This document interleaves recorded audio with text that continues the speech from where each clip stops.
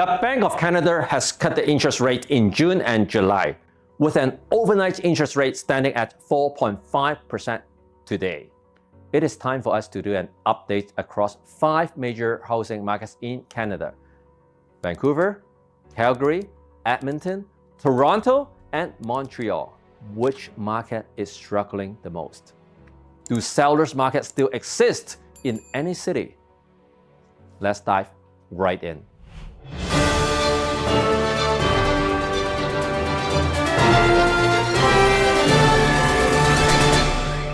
Let me share the major market highlights from the latest RBC report. Number 1, market activity.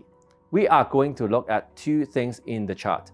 The first thing is the number of resale transactions in July this year versus last year. The second thing is a comparison on the number of new listings that come onto the market for sale. In Vancouver, sales dropped 5% year over year, while new listings increased by 20%. Calgary, 10% drop in sales, 11% increase in new listings. Edmonton, a huge 27% increase in sales, 13% increase in new listings. Toronto, a slight 3% increase in sales, 19% increase in new listings. Montreal, 12% increase in sales, 14% increase in new listings. Number 2, supply and demand conditions. One way to understand supply and demand is by looking at the sales to new listing ratio. Let's say 10 new listings come onto the market and 5 of them get sold. Then we have a ratio of 0.5, and that's a pretty balanced market. If 10 new listings come up and less than 4 of them are sold, then we are in a buyer's market.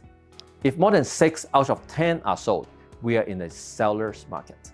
In Vancouver, the ratio is 0.44, meaning if 10 new listings come onto the market, around 4 of them would be sold.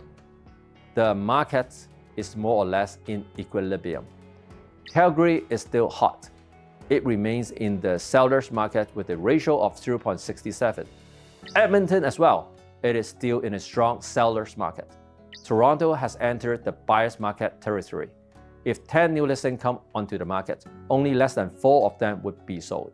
Montreal is still in a market that favors the sellers.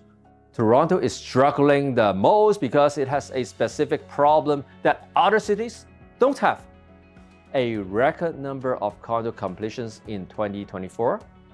And many investors' sellers are trying to offload due to high interest rates. With the sales to new listing ratio, it is only a reflection of how many new listings in a month get sold.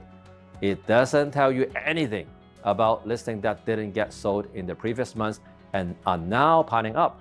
So we need to take a look at number 3, inventories. This is a reflection of the number of available units on the market. Doesn't matter whether it is new or it has been sitting there for months. Let's take a look at this chart that shows the percentage change in the active listing last month compared to July 2023. In Vancouver, active listing grew almost 40%. Calgary got 19% more listings. Edmonton actually saw a 15% decrease in active listings. This explains why Edmonton is in the strongest seller's market, because it actually saw a decrease in supply. In Toronto, inventories jumped 55% compared to last year.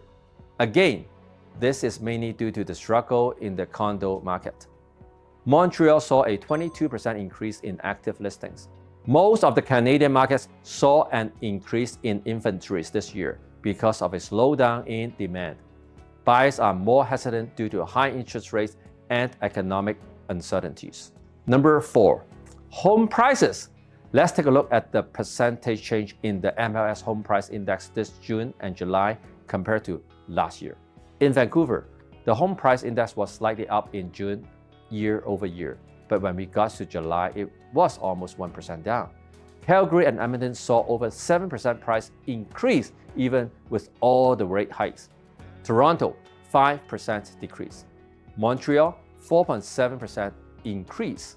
Going from June to July, you can see that there were still some downward pressure on the price. This tells us that the rate cuts so far don't really have much effect on the market. RBC concluded the report with this headline: Canada's housing market look for deeper rate cuts to ramp up activity. The next interest rate announcement by the Bank of Canada is scheduled for September the 6th. The July job report showed trends that are consistent with a cooling labor market, which gives an okay for the Bank of Canada to continue with the rate cuts. The big five banks are generally predicting further rate cuts in the near future. TD Bank is leading the way to revise their interest rate forecast, now predicting 3 more rate cuts to bring the overnight interest rate down to 3.75% by the end of this year, and eventually down to 2.5% by the end of 2025, a level last seen in the fall of 2022. Rate hikes typically happen gradually because central banks aim to control inflation without triggering a recession. So they need to do it slowly and assess the economy response at each step. On the other hand, rate cuts often occurred rapidly to quickly stimulate the economy during downturns or financial crises. A quick boost is needed to prevent deeper economic troubles. Let's see what the Bank of Canada decides to do in about 3 weeks. There are still a lot of uncertainties in the market and things are changing so quickly. If you want to stay on top of all the market movements, make sure you subscribe and hit the bell now.